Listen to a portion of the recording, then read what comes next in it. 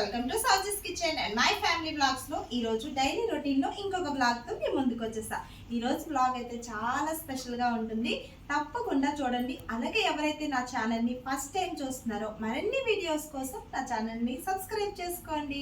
ఇప్పుడైతే వీడియోని కంటిన్యూ చేస్తాను. ఇంకా ఈ రోజు మార్నింగ్ అయితే అందరింట్లో ఎలా ఉంటుందో తెలియదు, కానీ మా ఇంట్లో ఏం పని చేయకపోయినా పర్వాలేదు, కానీ మార్నింగ్ రన్నింగ్ వాకింగ్ చేసేస్తే సరిపోతుంది అనమాట. నేనేమో ఇంక మా పిల్లలకి మార్నింగ్ లేచి ఇంకా ఈ విధంగా ఓతప్ప అలాగే ఫ్రూట్ బ్రేక్కి ఫ్రూట్స్ పెట్టేసి స్కూల్కి అయితే పంపించేసాను.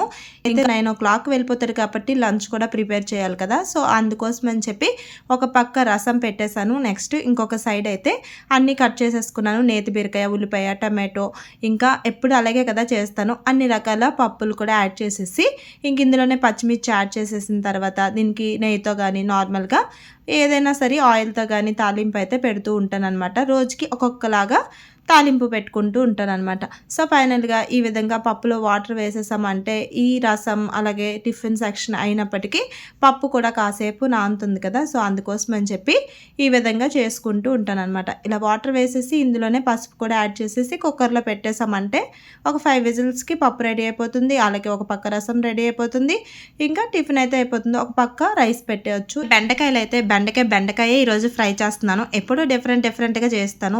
అంతా ఒక సైడ్ పెడితే ఇంకా మా హస్బెండ్ చేసే హడావుడి అయితే ఇంకా నార్మల్గా ఉండదు. మార్నింగ్ ఎలా ఉందో మా ఇంట్లో చూసండి. రన్నింగ్ చేసిందో నీ పనులను చేసుకోని చెప్పి ఓకే, నాకేం అవసరం లేదు. నేను చెప్పాను నాకు తిన్న సౌజీ నిజంగా తిన్న అంతే, ఇంకా అని లేవు.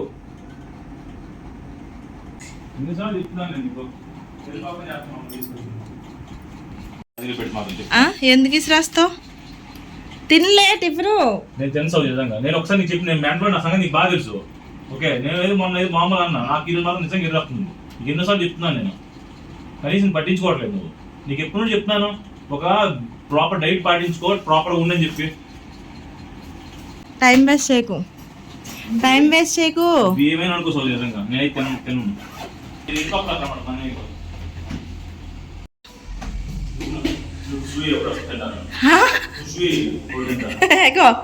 నేను షూ వేయడం కదరా నాకు. నేను వాకింగ్ చేయను. ఎన్నో విషయాల కోసం గొడవ ఆడుకుంటారు, కానీ మా ఇంట్లో ఏ విషయం మీద గొడవ రాదు. ఎంత ఖర్చు చేసినా ఏం చేసినా తీసుకొస్తారు, కానీ రన్నింగ్ వాకింగ్ చేయకపోతే మాత్రం అదేం పిచ్చో నాకు అర్థం అవ్వదు. ఒక్కొక్కరు ఒక్కొక్క టైప్లండి.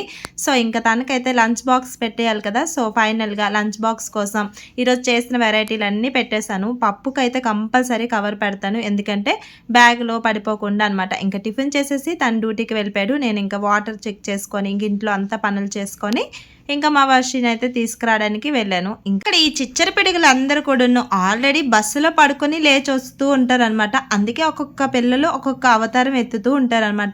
సో ఫైనల్గా పిల్లలందరికీ ఒక చిన్న వీడియో తీసేసాను. ఇందులో వీడు కూడా ఈ మధ్య నా ఫ్యాన్ అయిపోయాడు, ఎందుకంటే వీడు అన్నయ్య చూడడం వల్ల వీడికి కూడా ఎడిట్ అయిపోయినట్టున్నాడు.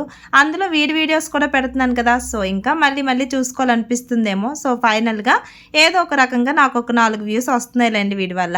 సో ఇంకా వీడు ఒక నా సబ్స్క్రైబర్, వీడి వల్ల ఒక 4 వ్యూస్ వస్తాయి. ఇంకా అలా నా చిట్టి సబ్స్క్రైబర్స్తో కాసేపు గడిపేసిన తర్వాత ఇంటికి వచ్చి తినిపించేసి పిల్లలిద్దరికీ కూడా పడుకోబెట్టాలని చూస్తాను, కానీ మా వర్షి ఒక్కదాయే పడుకుంటుంది. మా రిషి మాత్రం ఏదో ఒక పిచ్చి పని చేస్తూ ఉంటుంది అనమాట.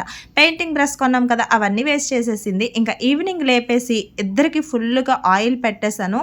ఆయిల్ రాసిన తర్వాత ఇంకిద్దరికి స్నానం చేపించేసి బుక్స్ అయితే తీపించాను. ఇంకా వాళ్ళైతే ఈ మధ్యలో చదువుతూ ఉంటే నేనైతే నైట్ డిన్నర్ కోసం ప్రిపేర్ చేయాలి. ఈరోజు స్నాక్స్ అయితే చేయలేదు.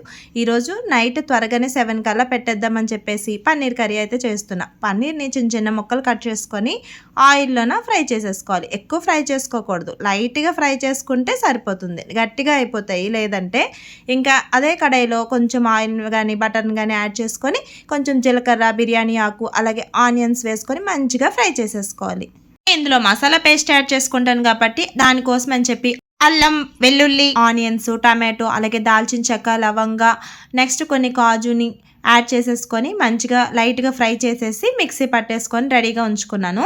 తర్వాత ఆనియన్స్ బాగా ఫ్రై అయిపోయిన తర్వాత ఈ పేస్ట్ని కూడా యాడ్ చేసేసి మంచిగా ఆయిల్ తేలిన తర్వాత కొంచెం కస్తూరి మేతి, అలాగే పసుపు, జీలకర్ర పొడి, ధనియాల పొడి, సాల్ట్, కారం యాడ్ చేసుకొని మంచిగా కలిపిన తర్వాత పన్నీర్ ముక్కల్ని యాడ్ చేసేసుకున్నా. పన్నీర్ని యాడ్ చేసిన తర్వాత ఒకసారి అంతా కలిసేలా కలుపుకొని దానికి కావాల్సినంత వాటర్ని యాడ్ చేసేసుకోవాలి. యాడ్ చేసుకొని మీడియం ఫ్లేమ్లో ఒక 5 మినిట్స్, అలాగే హై ఫ్లేమ్లో ఒక 5 మినిట్స్ బాయిల్ చేసుకున్నాము అంటే సూపర్ టేస్టీ అయిన పన్నీర్ కర్రీ రెడీ అయిపోతుంది. లాస్ట్లో ఫ్రెష్ క్రీమ్ కానీ అలాగే కొత్తిమీరతో కానీ గార్నిష్ చేసుకుంటే నైట్ డిన్నర్లోకి చాలా బాగుంటుందన్నమాట. తప్పకుండా ట్రై చేయండి. ఒక సైడ్ అయితే నేను రోటీ కూడా చేసేసాను, ఇంకా బటర్ రోటీ చేస్తున్నాను అనమాట. బటర్ రోటీ లేదా రుమాల్ రోటీ ఇలాంటి పన్నీర్ కాంబినేషన్స్ ఉన్నప్పుడు తినడానికి చాలా మంచిగా టేస్టీగా చాలా బాగుంటుంది. సో అందుకోసం అని చెప్పి నేను ఈరోజు అయితే బటర్ రోటీ చేస్తున్నాను అనమాట.